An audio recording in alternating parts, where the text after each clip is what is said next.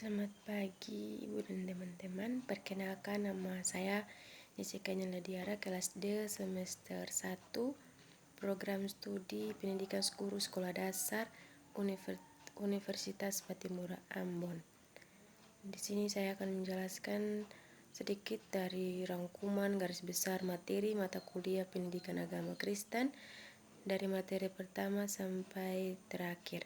Dosen pengampu Ibu Natalia Yohanes M. Teol.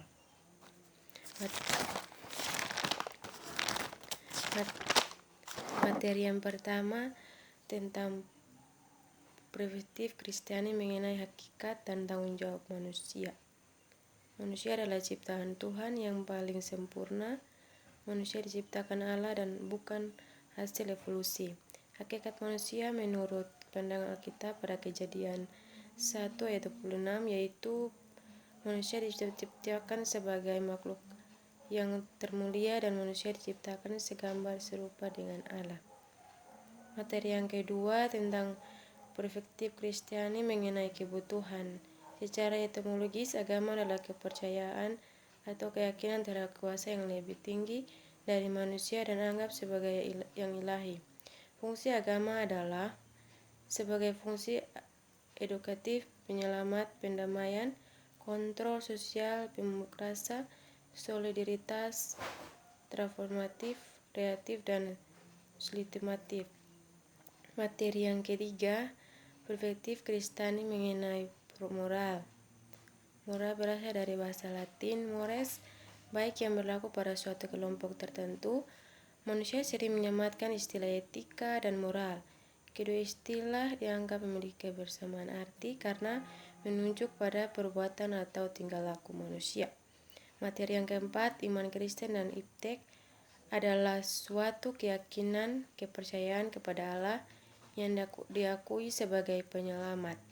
Hubungan iman Kristen dan ilmu pengetahuan yaitu satu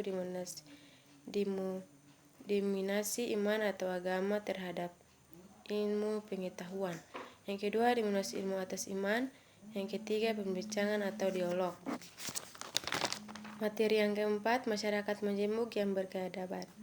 Masyarakat majemuk yang berkeadaban adalah suatu masyarakat yang memiliki keberagaman latar belakang kehidupan yang berbeda baik dalam aspek suku, bangsa, ras, agama, dan keilmuan maupun kultural, di mana dalam hidup bersama setiap orang atau kelompok masyarakat saling menunjukkan akhlak kesopanan berdasarkan norma-norma yang berlaku.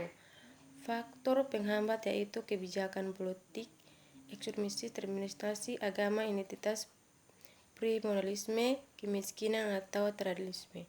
Tanggung jawab orang Kristen dalam pengembangan masyarakat majemuk yang berkeadaban. Materi yang keenam, perspektif Kristiani mengenai kebudayaan. Kebudayaan adalah suatu cara hidup yang berkembang dan dimiliki bersama oleh sekelompok orang dan diwariskan dari generasi ke generasi.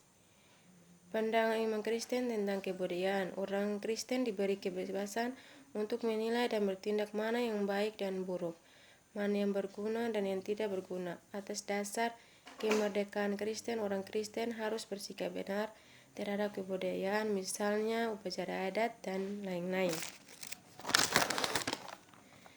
Materi yang ketujuh, perspektif Kristiani mengenai politik. Visi Kristiani mengenai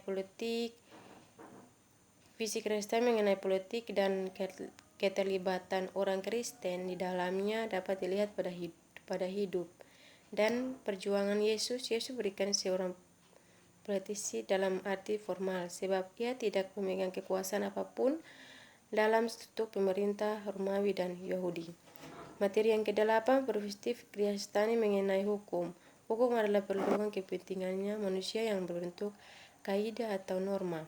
Hukum diciptakan untuk melindungi kepentingan dan mengatur cara manusia memenuhi kepentingannya. Pandangan Kristen mengenai hukum. Umat Kristen harus menjalankan apa yang tertulis dalam hukum. Tuhan tidak dapat ditawar-tawarkan lagi karena ia bersifat konstan dan abadi. Materi yang ke-9, kerukunan hidup antar umat beragama. Kerukunan hidup adalah situasi hidup bersama di mana di dalamnya tercipta kedamaian, ketenteraman, kebahagiaan, ketenangan, ketertiban, tidak ada konflik atau pertentangan antara warga masyarakat. Manfaat dari keseluruhan materi ini untuk saya adalah, sebagai generasi muda, materi ini membuka wawasan saya untuk lebih memaknai dan mengetahui tentang perspektif Kristiani mengenai tanggung jawab ketuhanan, politik, kebudayaan, hukum, dan juga hidup untuk saling menghormati, mengasihi, dan menjaga kerukunan hidup antar sesama umat beragama. Mungkin itu saja penjelasan dari saya. Sekian dan terima kasih.